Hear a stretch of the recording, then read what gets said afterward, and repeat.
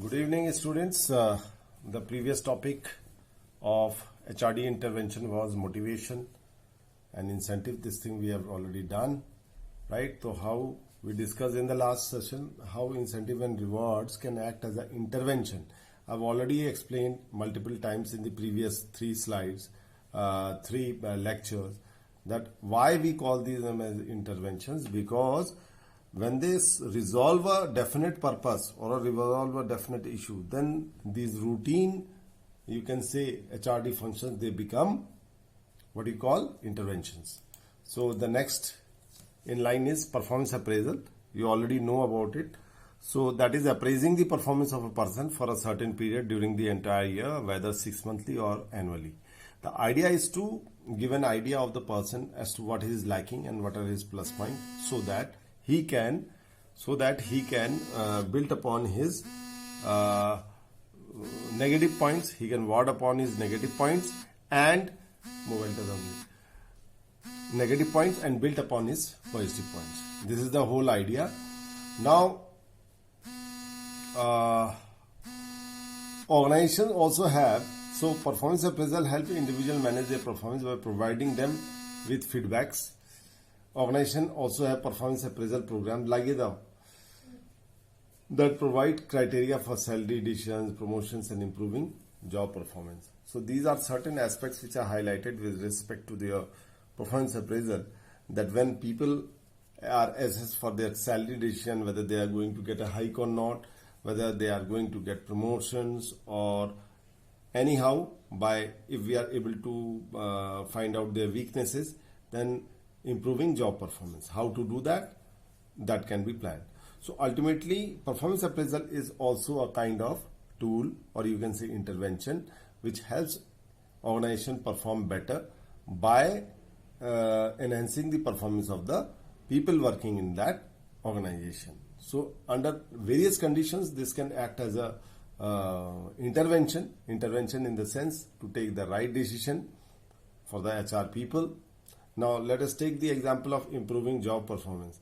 Now, while somebody is being appraised for whatever he has delivered during a accountable period, whether 6 monthly or yearly, ये हम पता लगा सकते हैं आसानी से कि उसने वो टारगेट्स या जो उसे काम जिस प्रकार से करना था उसने किया है या नहीं.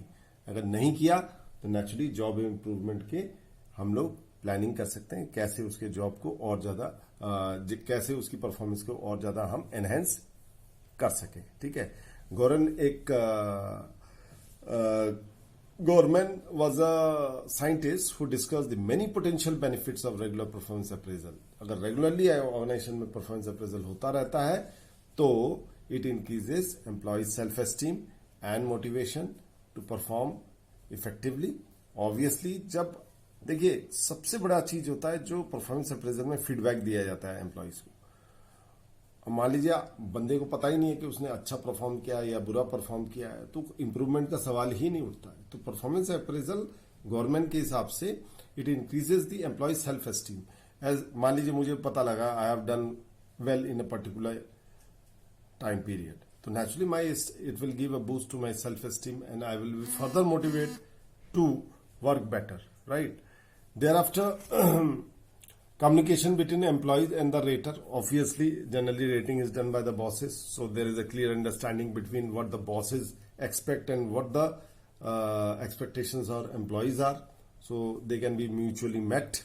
So this gives a platform during performance appraisals. Then clear organization goals and better human resource planning.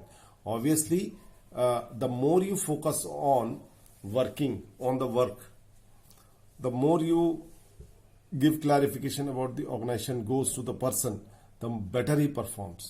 So ultimately your performance has to be, the person's performance can be linked with the organization goals and what he is supposed to contribute in that. So this clarity gives a clear picture to the person and he works accordingly. And a better human resource planning, obviously we need people from all people, those who are capable people, those who are able to deliver. ठीक है. So this always becomes a part of our planning. When we sort out people, the human resource department, it sort out people depending upon their performance levels. So it gives a better understanding of the performance. So we know where to place whom at what time, right? Then moving ahead, we will go to the next level, and that is your Morrissey. Morrissey has suggested that some positive advantage of performance appraisal are, he was also one of the scientists, increased probability of promotion for good performance. भाई हमें पता है कि हमारा appraisal होने वाला है, हम अगर अच्छा करेंगे तो हमें और अच्छा रिटर्न मिलेगा in terms of monetary benefit and other benefits, ठीक है, तो हम अच्छा परफॉर्म करेंगे. तो रेगुलरली जब ये होता है तो we keep on working better and we keep on improving ourselves. Decrease likelihood of receiving undesirable assignments. Naturally जब हम अच्छा काम कर रहे हैं, हमें पता है हमारे बॉसेस को भी हम क्या अच्छा काम कर सकते हैं, तो हमें अनडिजायरेबल असाइनमेंट नहीं, बल्कि हम वो काम जो अच्छा करते हैं वही दिया जाएगा. Clear understanding of supervisors expectations. Well, where there is a mutual discussion during the appraisal sessions, so the bosses and the seniors what they expect out of you, they are clarified. तो हमें clearly पता होता है कि उनकी expectation हमसे क्या है. And greater personal rewards and recognition for meeting those expectation. Personal reward obviously हम अच्छा काम करेंगे, हमें उसके लिए रिवॉर्ड मिलेगा, रिकॉग्निशन मिलेगा अगर हम उनकी एक्सपेक्टेशंस को फुलफिल कर पाते हैं. Further, he also sees benefit for the organization in reduced turnover. Turnover यानी कि लोग एब्सेंट कर रहे हैं या लोग निकाले जा रहे हैं, कुछ भी हम ले सकते हैं, टर्नओवर रेशियो होता है. Reduce liability for potential legal action. Obviously आदमी अच्छा काम करता है तो लीगल एक्शन लेने का भी सवाल नहीं उठता. Improve overall productivity. जब आदमी अच्छा काम कर ही रहा है, हर इंसान अपनी तरफ से बेस्ट कंट्रीब्यूट कर रहा है, तो प्रोडक्टिविटी इंक्रीज होगी. Improve organization results. जब प्रोडक्टिविटी होगी तो नेचुरली हमारे जो फाइनेंशियल रिजल्ट्स हैं वो भी अच्छे होंगे. And greater attractiveness to potential new hires. Obviously जब ऑर्गेनाइजेशन अच्छा काम करती है तो ज्यादा से ज्यादा लोग अट्रैक्ट होते हैं उस ऑर्गेनाइजेशन को ज्वाइन करने में. अब जैसे टीसीएस है, टाटा कंसल्टेंसी सर्विस है, बहुत अच्छी कंपनी है. हर आदमी ड्रीम करता है एक एंट्रेंट लेवल का कि मैं अपना करियर टीसीएस से शुरू करूं. क्यों? क्योंकि बेटर वहाँ अंडरस्टैंडिंग होती है बॉसेस की एक्सपेक्टेशन में, लोग अच्छे से अच्छा परफॉर्म करते हैं, उनको रिवॉर्ड अच्छा मिलता है. सो पोटेंशियल न्यू हायर्स यानी कि जो नए बंदे जिनको हायर किया जाता है उनके लिए अट्रैक्टिव ऑर्गेनाइजेशन बन जाता है जब इस तरह का माहौल होता है. Research suggest that performance review should be approximately 60 minutes long and conducted as a mutual discussion. कि भाई बॉस क्या हमसे चाहता है, हमारी क्या उम्मीदें हैं ऑर्गेनाइजेशन से. There is a mutual discussion. ऐसा ही नहीं है कि खाली बॉस पूछेगा, हमारी भी एक्सपेक्टेशंस है from the organization. We can also put forward our points before the bosses so that they communicate it to the management कि हमारी भी ये एक्सपेक्टेशंस है. जब आपकी एक्सपेक्टेशंस आप जाहिर कर रहे हो तो नेचुरली एम्प्लॉय भी अपनी एक्सपेक्टेशंस बताते हैं. In modern organization there is a total transparency between what the bosses expect and what the employees expect from the organization. The HRD literature is filled with positive techniques for conducting effective performance reviews. Obviously, कई तरह के techniques है.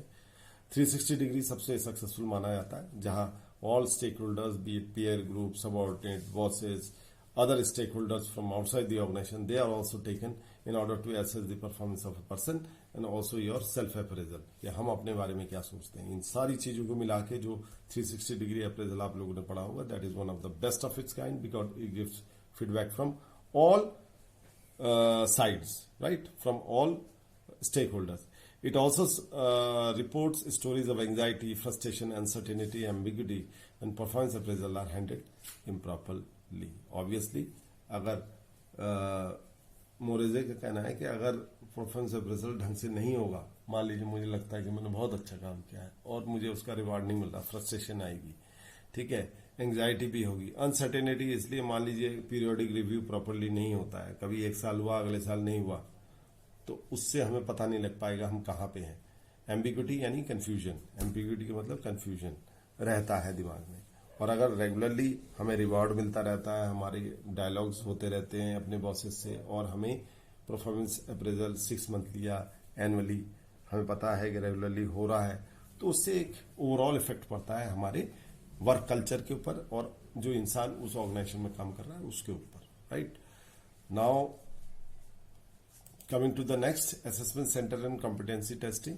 Assessment center is a place where standardized selection procedure apply usually to separate management from non-management category and executive category from middle managers. अलग अलग category, चाहे lower level हो, middle level हो, higher level हो, सबके लिए वो बनाए जाते हैं. एक तरह से सेंटर बनाया जाता है जहां ट्रेनिंग दी जाती है, ठीक है. और लोगों की टेस्टिंग करी जाती है कि उनकी कॉम्पिटेंसी कितनी है. Candidates are evaluated and selected by testing mechanism determine if they are capable of performing pre determined skills. जो उनकी एक्सपेक्टेड प्री डिटरमिन यानी पहले से एक्सपेक्टेड स्किल्स है, क्या उनमें है कि नहीं, इसका असेसमेंट हम कर सकते हैं. इसलिए उसका नाम असेसमेंट सेंटर रखा गया है. Others see it as a process where trained professional evaluators observe, record and evaluate how a candidate performs in simulated job situation. Simulated का मतलब जैसे फॉर एग्जांपल मशीनों पे काम करने वाला आदमी है, अब उसको सिमुलेशन मशीन पे काम करके दिखाने पहले उसे शो किया जाता है, फिर उससे परफॉर्म कराया जाता है, जिससे कि हम समझ पाए कि उसकी एफिशिएंसी कितनी अच्छी है बुरी है. ठीक है, सामने सामने चीजें होता है और असेसमेंट किया जाता है. ये एक एग्जाम्पल है. मैनेजमेंट ट्रेनिंग्स के लिए डिफरेंट टाइप के मैनेजमेंट गेम्स होते हैं जहां उनकी मैनेजमेंट एबिलिटीज को पुट टू टेस्ट किया जाता है, तो वहां उनका इवैल्यूएशन हो जाता है.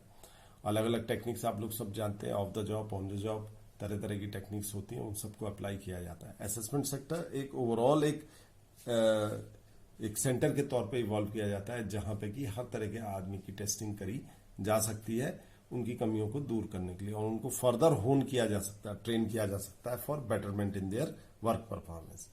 इन बास्केट टेक्निक्स हो गए, लीडरशिप ग्रुप्स डिस्कशंस हो गए, लीडरलेस ग्रुप, ये कुछ टेक्निक्स है जो आगे चल के हम पढ़ सकते हैं. रोल प्लेइंग हो गया, ये सब आप लोगों ने कभी ना कभी सुना ही होगा. इन सब चीजों को अप्लाई करके असेसमेंट सेंटर में बंदों की टेस्टिंग करी जाती है.